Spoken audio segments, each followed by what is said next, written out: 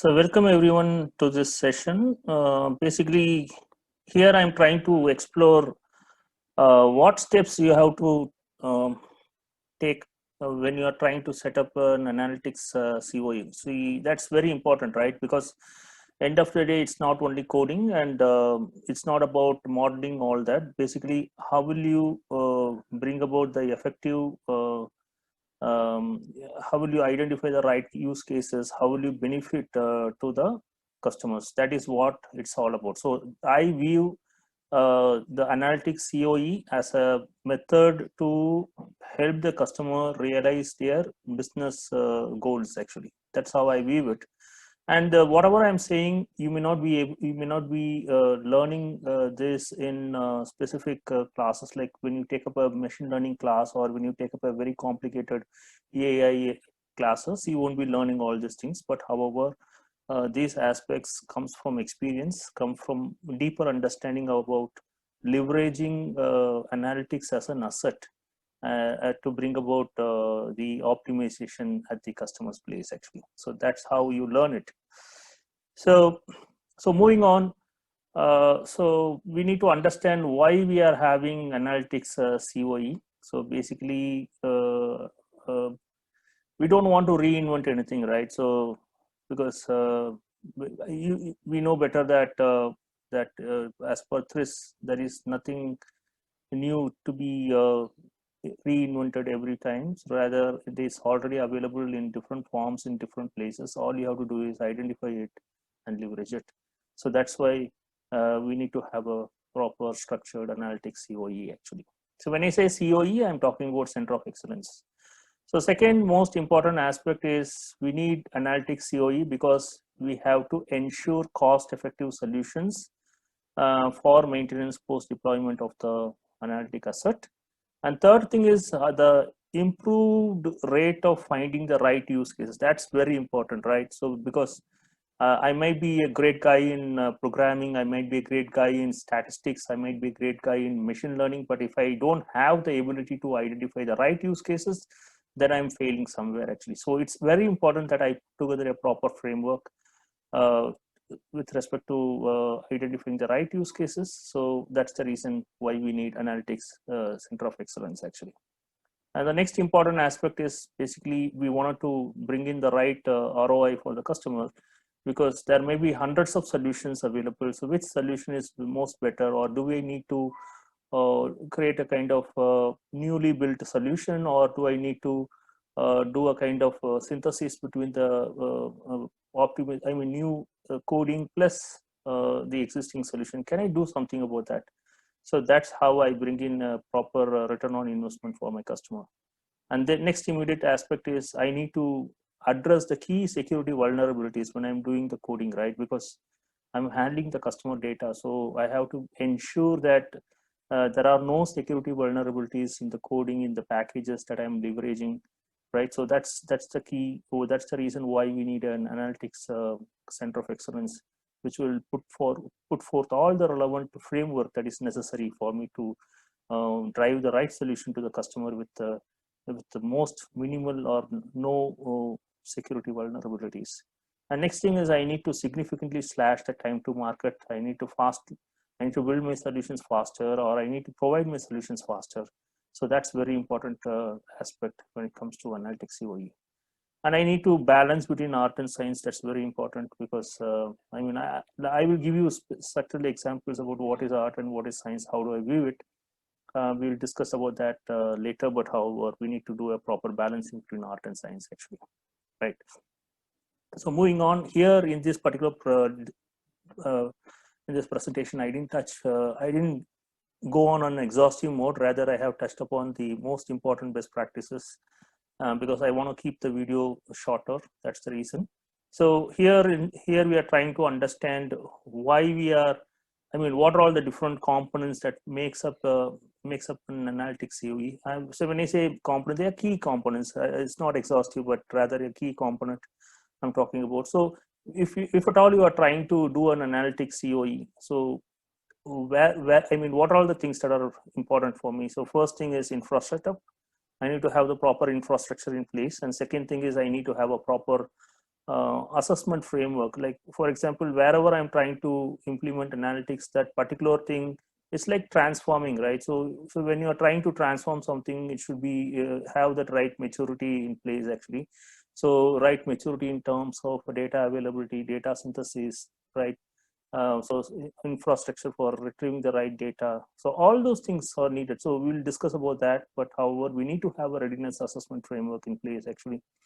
And next thing is we need to have the proper diagnostic framework in place. Diagnostic is something like how will you go about identifying solutions? That's very important actually.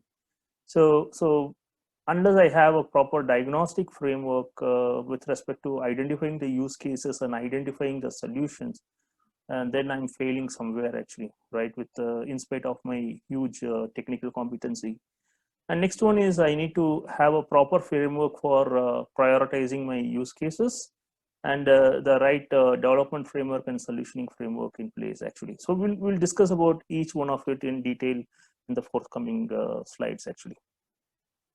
So when it comes to infrastructure, the most important, the 20% of the things that are used 80% of the times are basically the templates. I'm talking about the use case definition templates, the coding standards templates, and sampling templates, project plan templates. It could be testing templates also, test case templates also.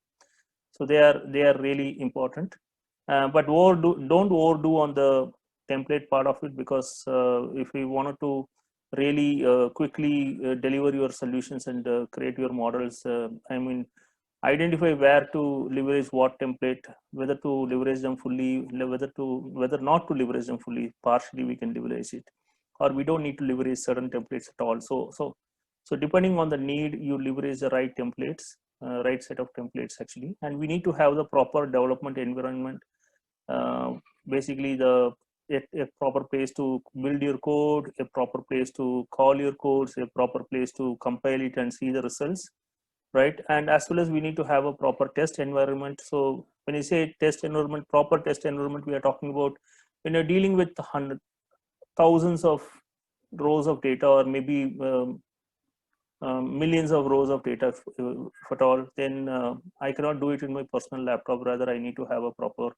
test environment in place, which will help me to test it properly.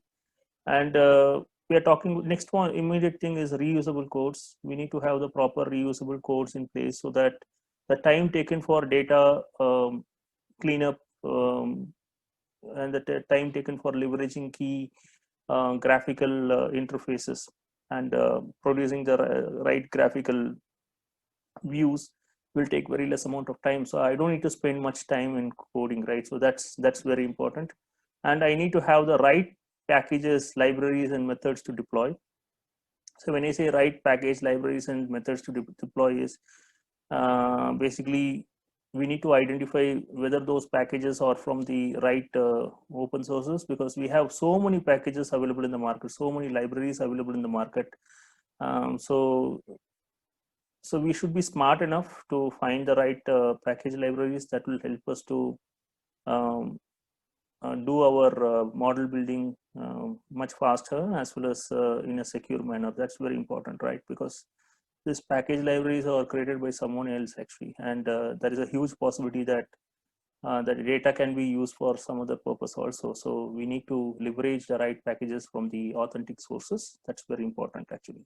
We cannot just keep creating, because I know Python, because I know machine learning, I can't just keep leveraging the packages without knowing the whereabouts of the package actually. That's very important. So that's what I'm talking about, infra setup. This is very important.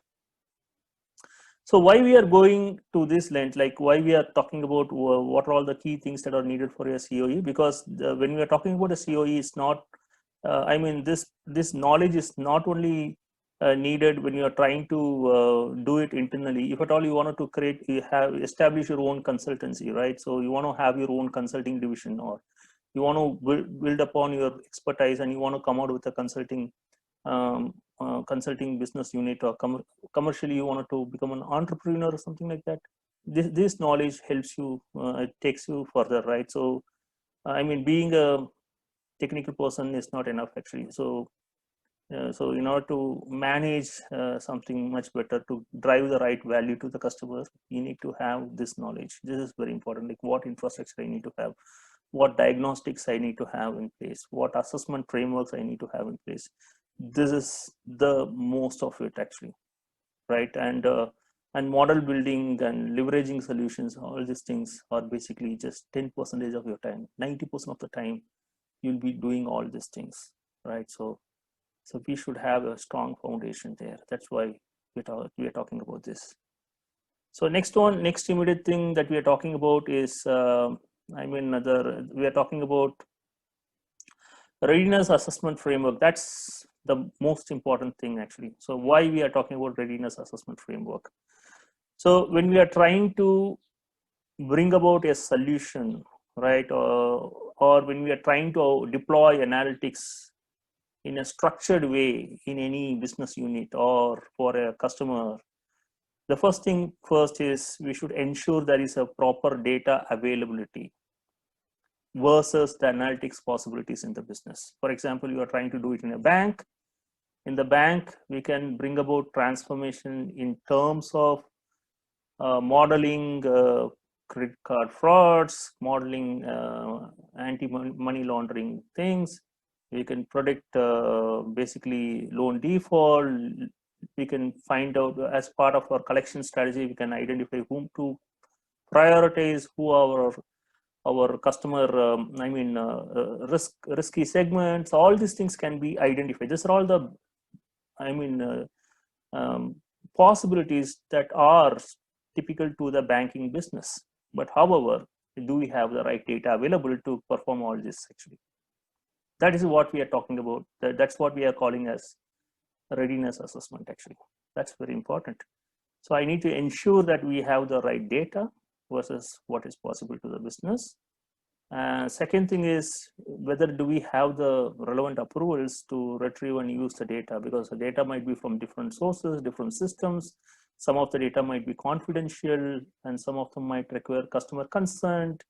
We are talking about, in some cases, we are talking about GDPR, we are talking about Sarbanes-Oxley. Likewise, there are several frameworks which really prohibits the use of the data. So what is that we have as an approval mechanism to use the right data? That's very important. That's the most basic thing that we need to answer before we embark on a journey of doing the modeling COE actually, right? Because when I talk about modeling COE or analytics COE, we are talking about continuously bringing in the value using analytics tools.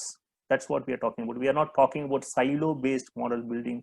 We are not talking about ad hoc use case deployment. We are talking about a structured transformational approach which will leverage analytics capabilities to transform the business unit, to transform the data available there actually.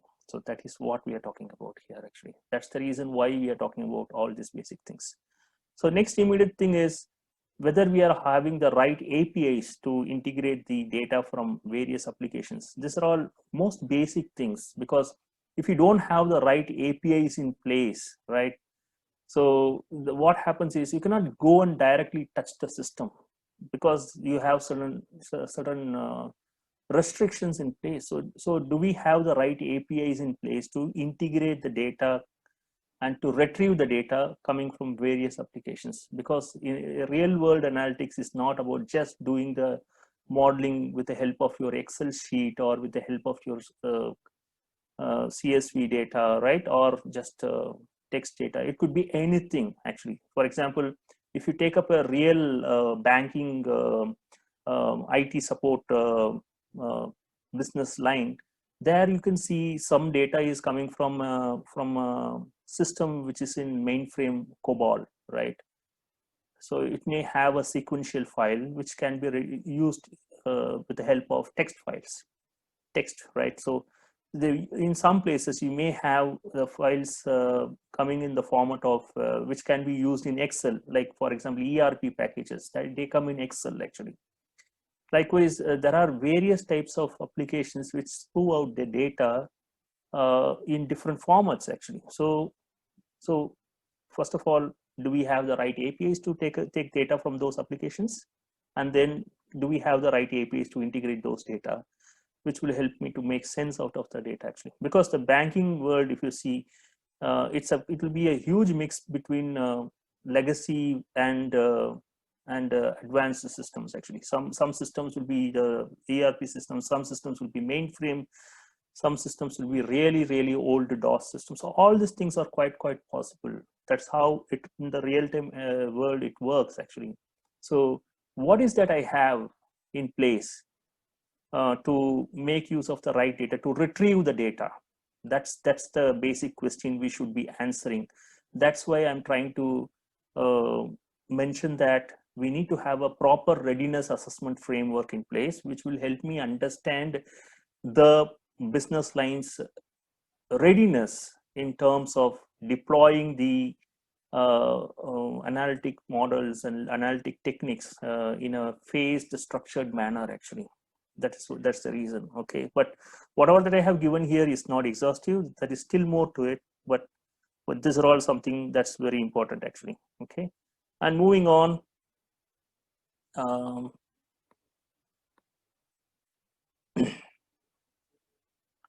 yeah, so moving on, we are talking about a diagnostic framework. So when we talk about diagnostic framework, I'm of the huge thought. I mean, I have my own thought process saying that and the use case identification that you are doing in a business line or in a business unit, it should not be based on ad hoc measures. I have a requirement, so I need to just go and deploy it and come back. It's not that actually. When you're talking about an analytic COE, we are talking about a kind of structured way of bringing about transformation using different things, and analytics is one of the technique which can be used for bringing that transformation actually, right? So basically when we are talking about diagnostic framework, the first thing first is the understanding that the analytic use cases that we are trying to bring in, they should help in promoting movement from the current working model to the target operating model actually. So what is target operating model in the future state, how the operations is going to be carried out actually. And the target operating model that we are talking about, it shouldn't be based on current maturity. It cannot happen like that. So that means there should be a improvement in maturity in terms of the data availability, in terms of the way of working actually, in terms of the kind of infrastructure I have. So all this thing determines my target operating model actually, right? So the target operating model that I'm creating, it should be based on leveraging these factors into place, these optimizations like bots and RPA and workflow optimization, and then analytics, right? So all these things, so leveraging all these factors, putting all these things together, putting policies together. So what is that change that I'm going to bring in? So that is how that it should be based on that actually. So basically when you're talking about a target operating model actually, right, then that means I don't need just one analytic model saying, and then by deploying one analytic model, I cannot say that this business unit has become really mature actually. So what are the key analytic model that I need to deploy, in which places, and which are the areas that I need to integrate these analytic models and analytic techniques to which that I need to, which are the places I need to I mean combine them, right, with the available optimization techniques like Lean Six Sigma or Minibots or RPA workflow, whatever, right? So that will give me the right transformation that will help me to go towards the target operating model actually. So that is what we are talking about. So basically for doing this actually, what I'm trying to say is, first of all, we are talking about a current operating model. Where we want to go, this is where we wanted to go. Using what? I'm going to use bots and RPAs and workflows, and I'm going to use analytic techniques. I'm going to use different other digital techniques I'm going to use to move from this to that, from X to Y. The Y is the target operating model. And when I'm moving from X to Y, what are all the different analytic solutions I'm going to bring in which place to make the most of it? That is what I'm talking about. So for doing that, I need to have a proper diagnostic framework. That means I should know in which places I can bring in what type of use cases, what type of use case deployments can be done in which place of the entire process journey. So that I should be very clear about. So these use cases can be in the form of basic dashboarding. It could be in the form of data synthesis and enrichment models, something like visually putting together so many data, showing some statistical parameters like mean, median, mode, or standard deviation, with all these things. Or it could be certain visual aspects coming out. Or it could be any other hypothesis testing of all these things, or it could be any analytics model that we are talking about, all classifications, all that, or it could be integrating the analytics into the workflow, in the existing workflow, where we get so many types of transactions and we try to categorize the transactions using certain classification techniques, right? So that is also possible. That means I can integrate my analytics model into the workflow. That's what I'm talking about actually.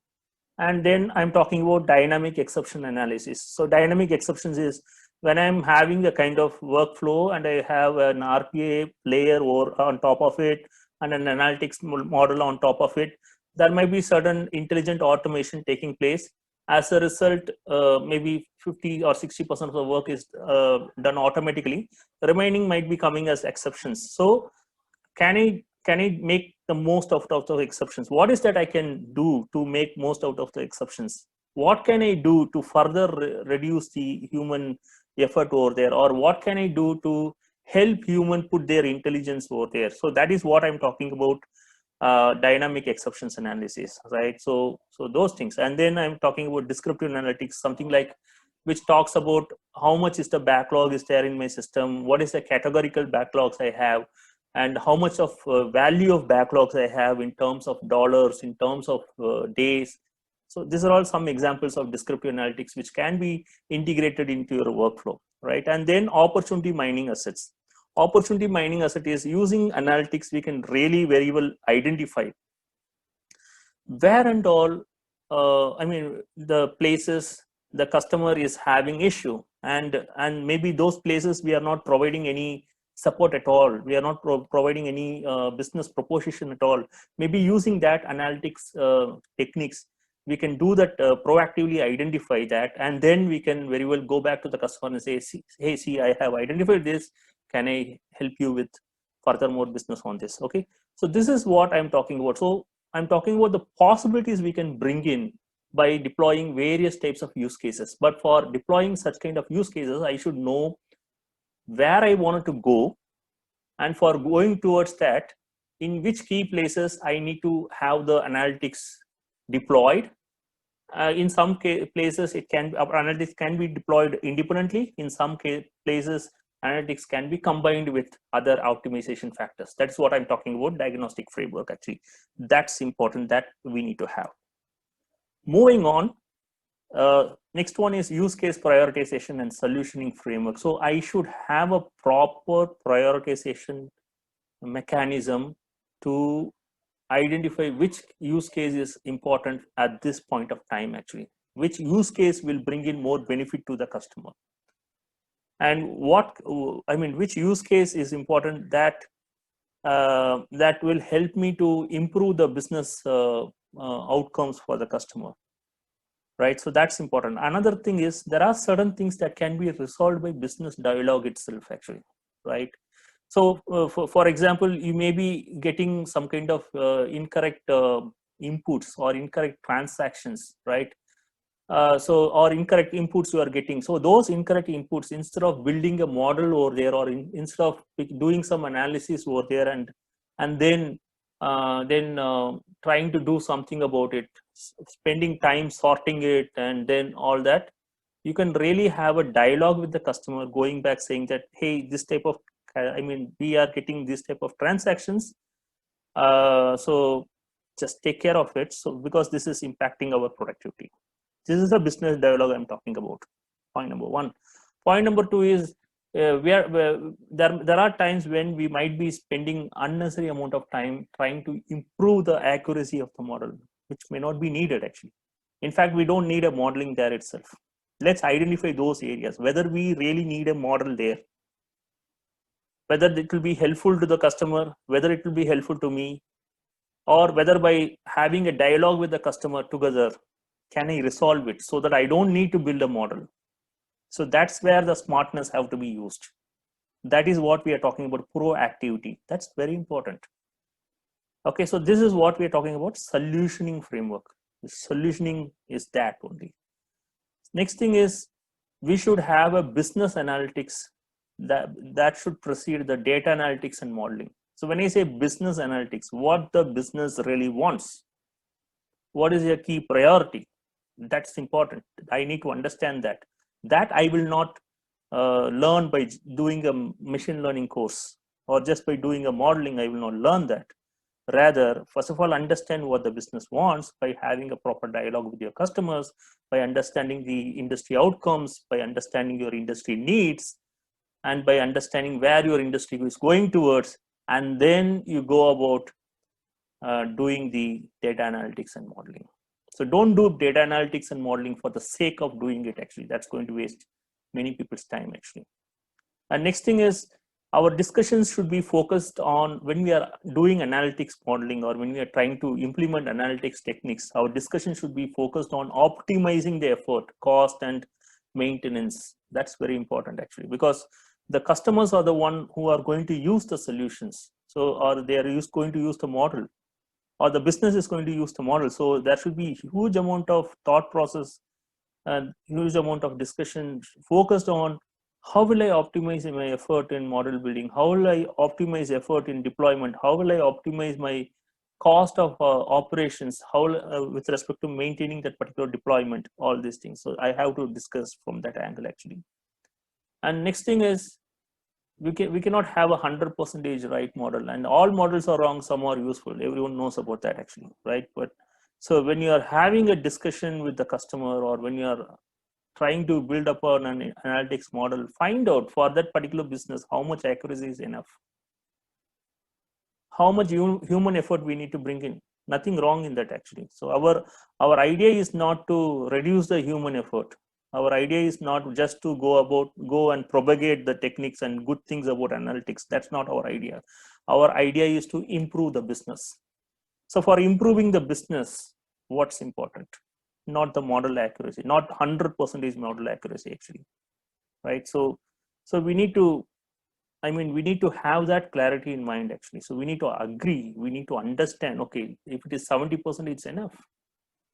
70% is going to save me $1 million, and going from 70 to 100% is going to save me just $1.1 million. That's it. So which one will you take? How much of cost of poor quality is going to reduce by having an 80% accuracy and by having 100% accuracy?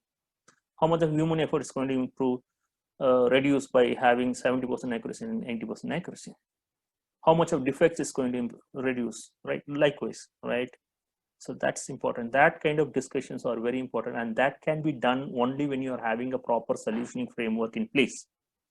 And that solutioning framework can be brought about when we are putting together a proper analytics center of excellence model in place actually. Very important.